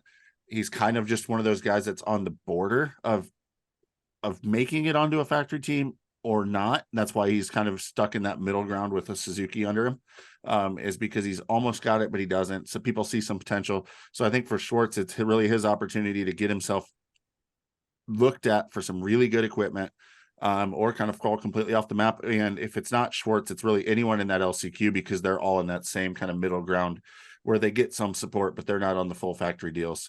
And if they want to make a future for themselves, they need to perform now.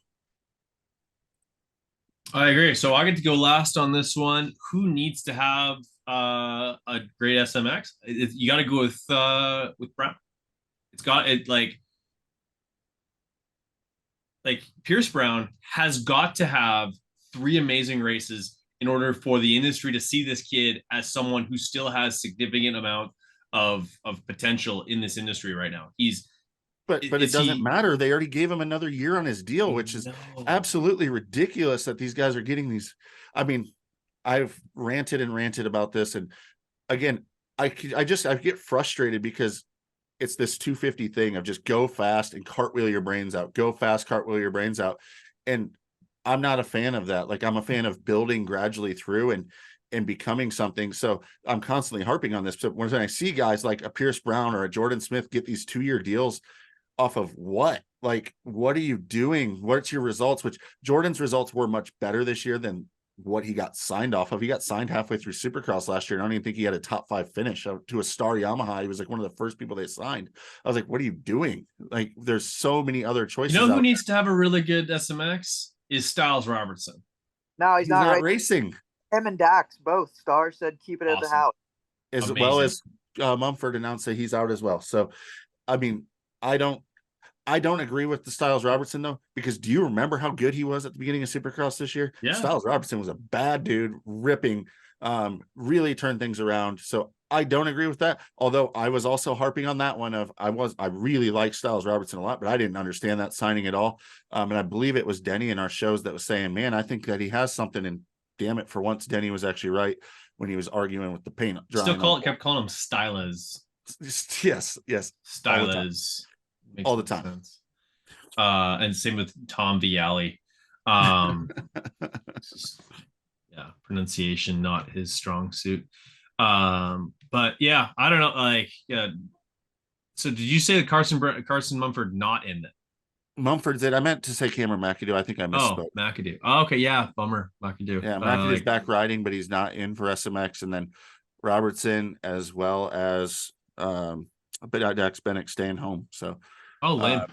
pretty crazy that the team's not to want to send them. But I guess the Star Truck would be really, really full. Yeah, they'd have like 900 guys. Well, that happens when you like sign literally everyone. Um, yeah, all right. So last call, guys to talk about. If we haven't already talked about them, right off the list. Maddie B, give me some thoughts on Jalik Swole. Um, I honestly, it's been tough for me to really pay attention to Jalik because he didn't race any Supercross. He was only there for outdoors, and even though I did have the chance to watch a handful of the outdoors, I wasn't really like just watching to watch. Like whenever I wasn't in the motos, I was trying to film them and do stuff like that. So Mm. I haven't Kind of in really, no man's land. He was in he wasn't doing poorly enough to be like, oh shit, look at Jalik, but he yeah, also wasn't doing well enough to be like, oh shit, look at Jalik. yeah, and So then I do think that one thing that's gonna for sure help him out is no whoops. I feel like he's probably one of the worst guys on this 20-person list as far as the whoops go, and he ain't got to deal with that. So I don't know. I don't really see him coming out and setting the world on fire, but I don't see him being bad either. I feel like he'll be in that 8 to 12 group, something like that. fair enough. Checkers, give me some talking points on Max Anstey, because it's been a while since we saw him. And yeah, he might not be the best whoop monster either in the class. He will be on a 250. He's probably wishing that World Supercross was more of a thing lately. But yeah, we're gonna see the kid come back. I believe he'll be on the is he muck off again? Firepower Honda. Firepower And Honda. I mean, here's the thing, like, I literally put him on this last call list, and if you could see the script that we have here in front of us, I have him bolded because I didn't have a place to really put him in the verses, and no, we never brought him up. He never came up in conversation. But if you remember, he won a Supercross race this year. It might have been muddy, but he did. And also, he was battling for podiums. He was second in the series for a long time. I mean, he was a contender in this thing, a legitimate contender. He had some serious speed. And I really, think this that guy stems goes from the fact that his racecraft over the rest of the guys he's racing with is superior. exactly getting to the point I'm trying to prove. When I was just ranting about these guys just go fast, crash. What Anstey did is, well, he went to be a 450 guy and just built some talent and some stuff, and then combined it with speed when he actually has some racecraft to go with it, and he knows when to back it down and knows when to push it. I think that Anstey is going to be a sneaky good guy in this thing that nobody's talking about, just like he was when he came into the Supercross season. No one's talking about him. Do I see him winning the title? Absolutely not. But I think that he'll be, kind of that 7 to 10 range, maybe even a little bit better, because remember, we're putting the East and the West together. I have no reason to think that his motorcycle is not competitive because we saw it was good enough in Supercross. I don't see him having a weak point. That's the thing. I think he's strong and he's solid and he's going to be there every single moto of this thing. And we might not notice him, we might not talk about him, but he's going to be probably right around that top 10 at the end of this thing. Matty B, any thoughts on Max Anstey, the Englishman? Is he English? He's English. Well, I don't have a whole lot more than Chris already touched on. I know I was going to get to him whenever we went through our top 10. I do have him in my top 10. The only thing I will say is if it rains in Charlotte, I'll be finding the nearest casino betting place and I'll be going and putting all my money. So all $12 will be going on Max. We're winning big. I like it. I like it a lot. All right, boys, it's time to give our top 10 prediction. Or just one more but... that one more we didn't talk about really at all, other than that he was racing, and that's Mumford. And I believe that it sounds like Mumford has a deal set up for next year, but it's Supercross only, on good equipment though, with the Moto Concepts deal. That's at least what the rumor out there is. But where do you guys think that he can stack up? I think that Mumford has some serious speed. He really had a really good season when he was on the starting gate this year. Start dependent. And if he gets good starts, he'll be up front. If he doesn't, he won't. Okay. That's what I think. And by up front, is that fifth? Is it 10th? Is it third? Where do you see him? Good starts, 5 through 10. Bad starts, 9 to 15. Okay. Matty B, Echo. I think good starts, I say 8 to 12. Ooh. Bad start, 15 to 20. Ooh. Wow. I just don't see a what did Mumphy ever do to you? Absolutely nothing, but I just don't see a world where he starts behind these guys and he goes through guys like Swole and Voland, Vial. Like I don't see it personally, and that's nothing against Mumford. He's shredding. He qualified for the event. I said it before. I'll say it again. I couldn't do that, so he's got me there. But I'm not quite as high on him as I think you are. You're not high. You're not very high at all. Okay, so let's give our top 10 predictions. Like we said, off of these points will be added to the single point that's awarded to the versus questions. For that, or I guess and then also, are we doing versus questions getting points as well, or just the wiener chicken diener? We'll do them all. I have notes for all of them, so we might as well do them all. And awesome. I mean, here's the thing: all these won't be final until the end of SMX, but we can, as they run, we can do some updates on the social medias of where our points are, since I built this nice little scorecard spreadsheet that I'm using too. 100%. And are we also doing a race tech prize pack for someone whoever choose in the comments of this video? You pulled my arm, talked me into it. Twisted arm. At the end of this, if you liked one of our predictions for the top 10, put your favorite analyst in the comments, and you will be entered to win a Race Tech prize pack. So yeah, thanks for. Can we do the most wrong prediction? Actually, the most idiotic, stupid one. Okay, so everyone's gonna pick me. That we're idiots. Cool. That would be better. That's just the other one. We did the positive 450.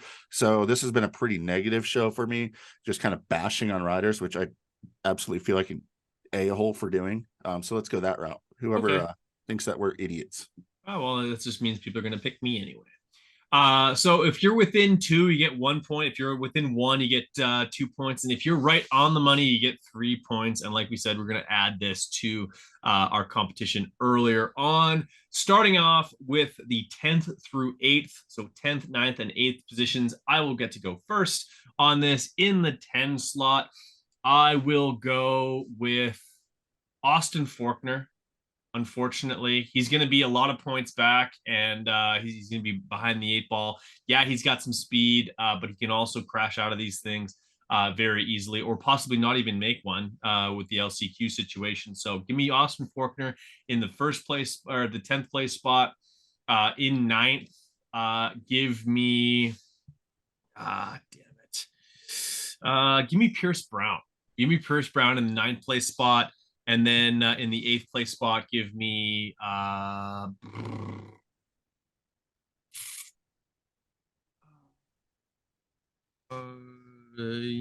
this is great audio. Great radio, bros. This is proof Max that Volan. Brad did not do his homework before Max this. Volan. Max Volan. That's my top 8. Or that's my 10 through 8. So let me ask you this much, Brad. We talked about the Pierce Brown thing needing to have a good season. If he gets 9th in SMX, do you consider He still has a job good? for next year. No, that's not good. That's not very good at all. But the last time that TLD had like a really good 250 guy was McElrath or Jesse Nelson. So that's all I have to say about that. Interesting. I asked that because like I literally don't have him in my top 10, so I didn't know if being in the top 10 is good or not. My 10th place rider is Tom Vial. Coming home in 9th place is Maximus Voland, and in 8th, I did say he was going to be a breakout guy. I do think he's a breakout guy with some badass motos, but I just don't think he's going to do it every single time. And that's Seth Hamaker. I'm not going for a title for him, but I do think again I wouldn't be surprised to see him win a moto or even an overall. I just don't think he does it every single time. I don't think he has that consistency dialed yet. I like it. Matty B.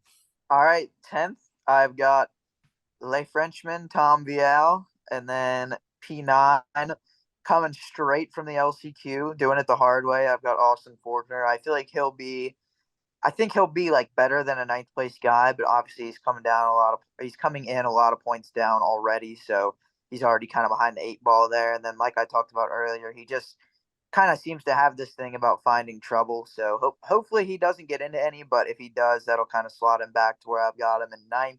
And then 8th, I feel like this is kind of a bold prediction to have him way back here, but we talked about the scenarios that might allow this to happen. But 8th, I've got RJ Hampshire just because I think he's so boom or bust, man. Like if he goes into that LA Coliseum with any chance at it, he's gonna make that hydroplane slide out crash into jet look like absolute child's play. I mean, he is gonna send it. That dude will die for a win, and I hope we don't see him die. I would rather see him win, but either way, RJ is gonna be sending it. I'm not sure if it's gonna be good for the whole series, so this prediction could be way off. I don't know. He's a hard guy to place, but 8th, I'm going RJ.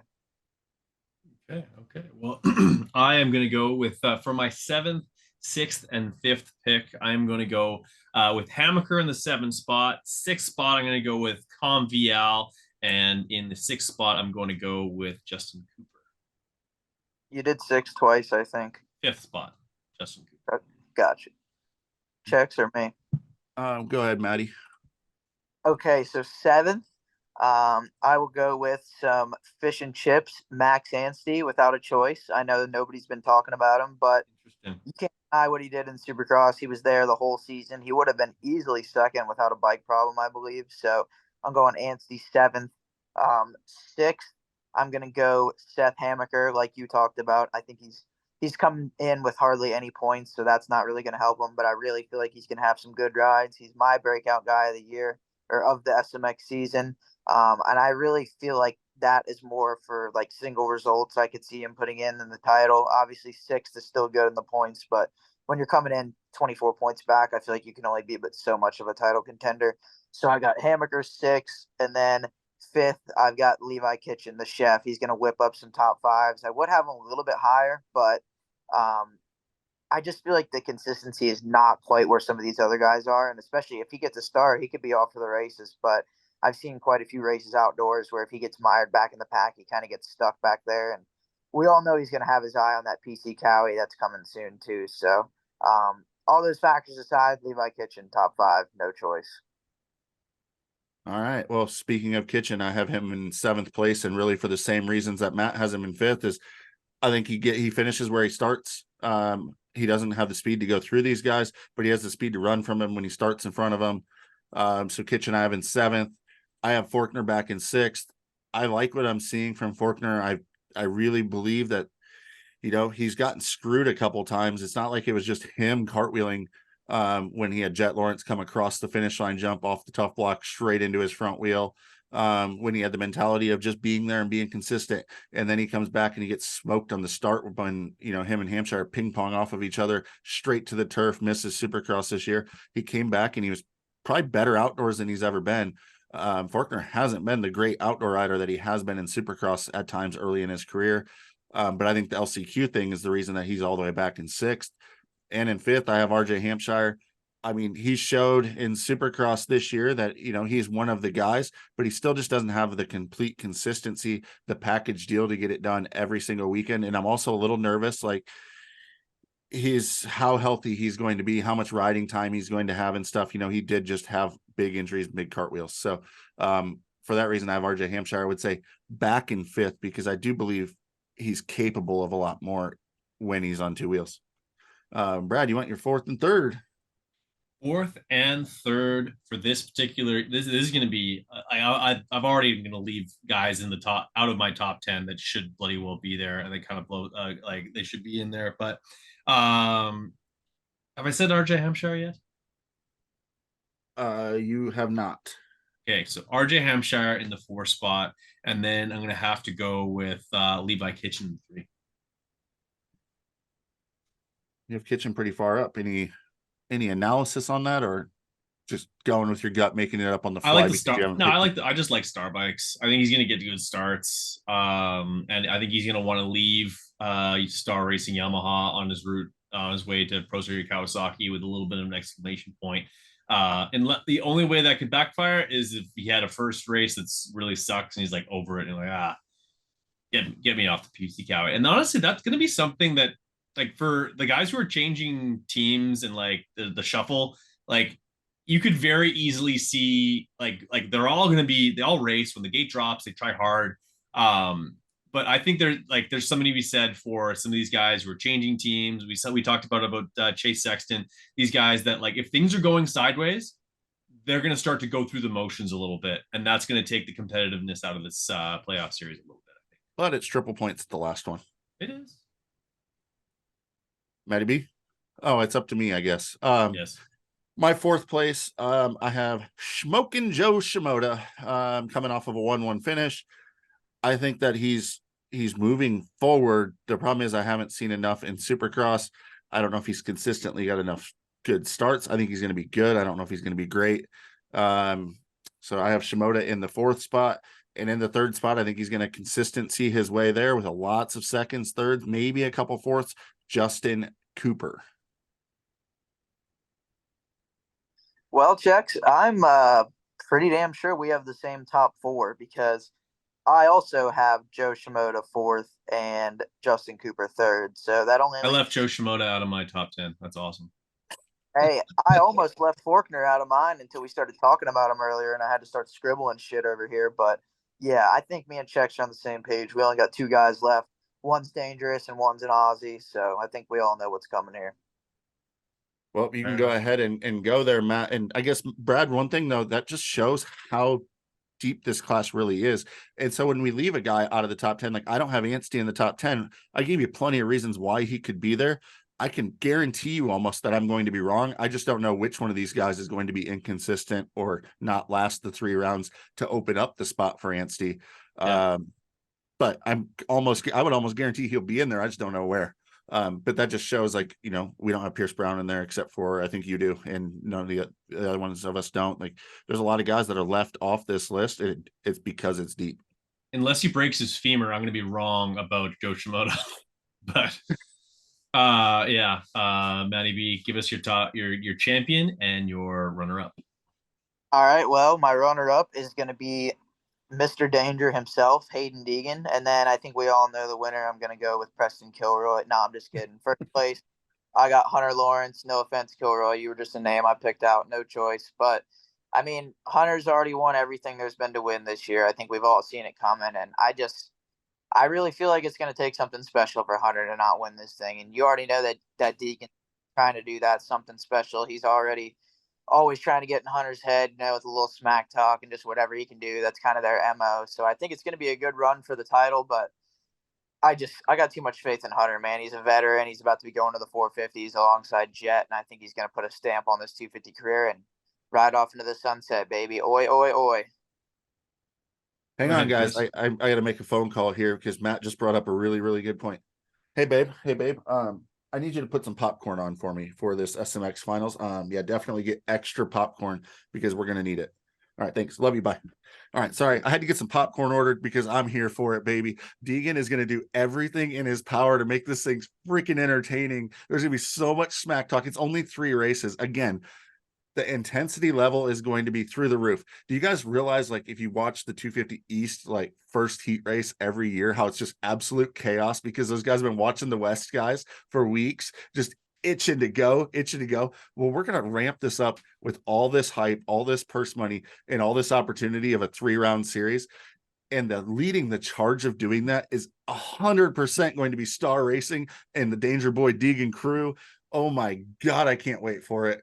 I literally have a truckload of popcorn about to be dropped off because I'm going to eat this shit up. But I don't think Deegan can out consistency Hunter. I do have in our final thoughts a real bold one for you, but we're going to have to wait and stay tuned for that one. Hunter Lawrence will be your champion. Deegan second. Brad, what do you got? I'm a flip flop on you guys. I'm flip flopping. I love chaos. Like, dial me up. I don't know why, but I think that Deegan gets this thing done. I honestly do. He comes in 3 points back. He's champing at the bit. He saw his championship go up in smoke at Unadilla. I think that he rolls Cole the entire SMX. I think those longer motos, the kid's an absolute digger. And yeah, that's going to be your champion, followed by Hunter, Mother effing Lawrence. There we go, Matt. Your YouTube is going to blow up because now when you post this, you can put in the tagline, the headline, Deegan SMX champion. Question mark, exclamation point. Yeah, all caps. Deegs. And break the keyboard, no choice. I like it. I absolutely love it. If nothing else, it's going to be exciting. I mean, Deegan's only going to get better, right? Like, he keeps getting better. He's been building, but at some point, he's going to turn on that kill switch, right? Like, you've seen it. You've seen enough amateur races with him, right? Like, you know, he can get super, super aggressive, right, Matt? Like, I'm just waiting for it. And we saw a little bit of it at Thunder Valley. We saw a little bit of it in Supercross with Jordan Smith. Like, he likes to play the game. He knows how to play the game. He's not scared to play the game. But at the same point, Hunter Lawrence is a veteran. So that's going to be super, super fun to watch. No, he's got a little bit of Cooper Webb in him, man, how he loves to play the game. I mean, even I think there's a Red Bull Moto Spy from a couple of years ago when the last round Roxon was trying to mess with Coop, and you literally got Coop's behind the scene raw reaction from it. He's like, man, I love the games, and he's over there taunting Kenny. Like, he literally thrives on it. And I really think Deegan's more of the same. Like, the more games and kind of stuff there is like that, I think he's going to thrive on it and be even better. Now, does that mean that 16, 17-year-old Hayden Deegan can execute those games better than Hunter? I'm not sure if I think that, but damn it, it's going to be good.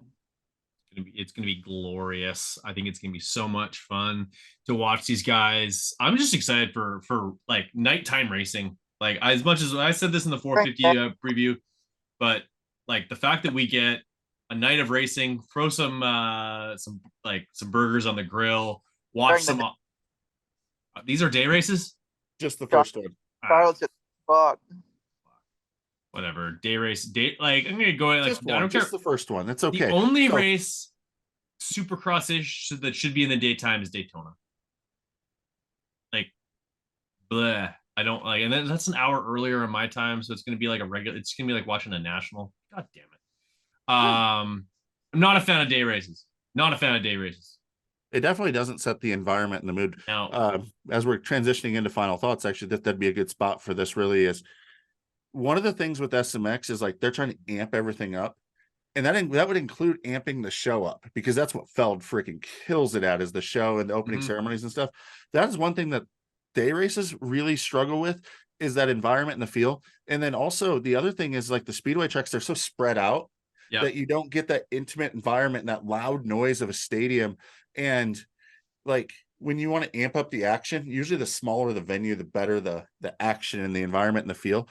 It almost, like, my perfect scenario would be for super motocross is you start at a gnarly outdoor, like say Glen Helen or Red Bud or whatever, top 40 guys go, and then it's a real playoff. You're down to 22 going to Supercross. You rock into Las Vegas for a Supercross, and then only the top 10 go, and you do a damn arena cross like US Open style, MGM Grand Garden Arena final battle to the death, arena cross smashed in front of it, environment out of this world. That's what I would do. Feld, you can have that idea for free as long as I get VIP passes to every single one. My finished, made, complete if that ever happens. I live for Arena Crash, dude. That's the best idea I've ever heard in my life. Yeah. Well, I'm all for it. But I mean, as far as that, like day races, they aren't as cool. And you spread it out, it's really less action, which is unfortunate. Like on that side of things, the more drawn out you do it, but we can all dream. So, anyways, I'm glad you like my idea, Matt. I am I'm right. stoked on this. Does that include conclude your bold predictions, or do you still have one in the hopper? No, I have my bold prediction. That was just a dream. Okay. That just was spontaneous on the spot. Let's But hear if it. you want my bold prediction before, I just don't want to steal Matt's. That's the only thing, because he's been getting stolen from all night. I don't have any. Matt has no bold prediction. His bold prediction is that somebody's not going to hit the wall. No, a bold prediction would be me not hitting the wall. Well, good thing I think you're leaving your bike at home. Yeah.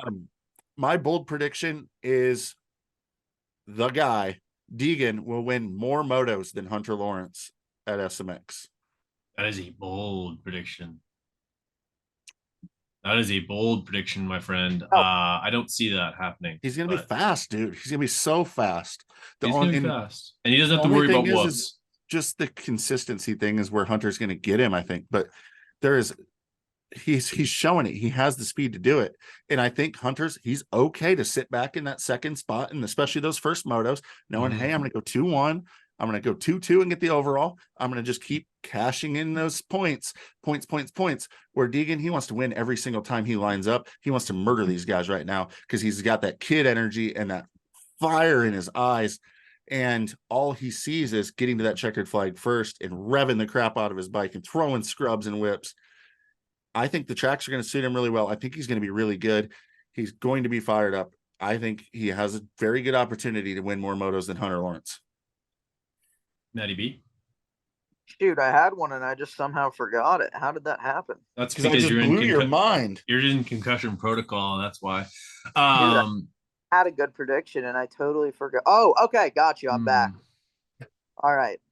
First round, Charlotte, SMX, Z-Max Dragway. It rains like a son of a bitch.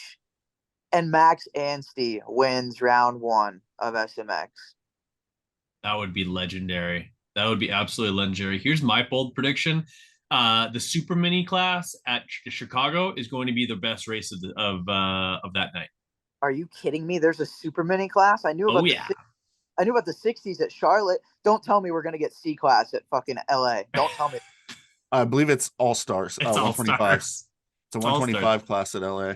125 class? I believe it's one. Is it 125? Is it 250s or 125? Hold, please. I'm on the Super Motocross website. You guys could talk about who would win a mutter at Charlotte in the 450 class. It's Aaron Plessinger, duh. Barsha. Yeah, it's Barsha. You guys suck. Aaron Plessinger's got it. He's got redemption from the Supercross in Detroit to get. Oh my God. My heart broke that night. My heart says Plessinger, but the last mud race they had, I seem to have this memory, and my memory's not great. I have been hitting my head lately. I am kind of shot, but I have this memory of Barsha destroying everyone. And I do believe AP was in the same race. I could be wrong. It is. He is good. It is. He even did well on an RMZ. Sorry.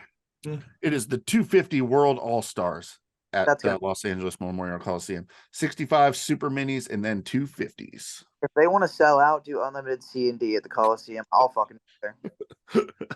It only let them use half the floor. In AMA, if I'm not mistaken, like you're allowed to ride a 252 stroke in the 250B class. Oh yeah. How does that would you like, not to say that that's going to give anyone any type of advantage, but could not somebody race a 252 stroke in that class then? It depends if they use schoolboy rules or not. If they use like a B class rule, then you can run it. But if it's schoolboy, you cannot, because I think it's because they allow super minis in and they won't want super minis versus 252 strokes. They'll let them race against 254 strokes. It's there's a lot of rules. I mean, Matt, how would you like to ride your 252 stroke against this class instead of the 450 class outdoors? Well, I would have liked it a whole lot more, considering I would have actually gotten to race pretty much every time I had to watch. So yeah, I would have been hyped. It's pretty Racing crazy is way watching better than watching. some of the videos and stuff of like this, or at Millville, the star bikes jumping the triple that either you didn't have the balls to jump or your bike wouldn't jump. But then like the Budds Creek one, like you're stretching over that thing and they're just no problem Yep. over. Must be nice. Yeah. Yeah, Star Racing Yamahas are fast. That's my analysis for the day. Yeah, I rode one time. Second gear will pull from here to freaking Timbuktu, dude. Thanks, Coop. Go. Yeah, I was gonna say whose was it? Coop. Wasn't Coop. Whose was it? I'm not giving it away, but they were on the team the same year as Coop. I'll tell you that, with a 2-year deal, and it wasn't Coop. All right. You could wear that sweet gear that Brad hooked you up with while you're doing the 252 stroke in the 250 class if they ever allowed it. Are you That gonna was wear some that sweet retro stuff. for the Cody Gregg Invitational? Dude, I feel like I should, especially if you show up. I'll put it on. And that would be a way, if I do show up, that would be a lot easier way than having it mailed back to me. Yeah, and it came complete with a chest protector as well. You'd have to wear the chest pro. yeah, no choice there. It'd be legal. I like it. All right. Well, thanks to our sponsors. If we have any, thank you to all the viewers on Matt Burkeen's YouTube channel, like Matt Burkeen 820. Shout out to all of you, both of you who are watching at this point. Race Tech, awesome. Gold valves, you name it. I'm gonna just cover up my RG3 iron-on that's also falling off. They basically don't exist anymore anyway. Yeah, they don't so really exist. Okay. That's fine. Airwheeliesonly.com. I can't wait for the Survivor to come back. I did quite well until I think it was Colton Nichols who fucked me. Don't even start. And then Verb Moto. Shout out to Verb Moto, Verb West, and Chase, who is Slaw Dog, and whoever else, and Big MX Radio. Thanks to those guys, because if not for this, we wouldn't be able to do a long Zoom call because I pay the exorbitant fee to have unlimited lengths on my Zoom calls. So thanks to all of that. Thanks for you guys watching, and thanks for you guys making some time on your Wednesday afternoon. We are out. See you in Charlotte. Yeah, baby.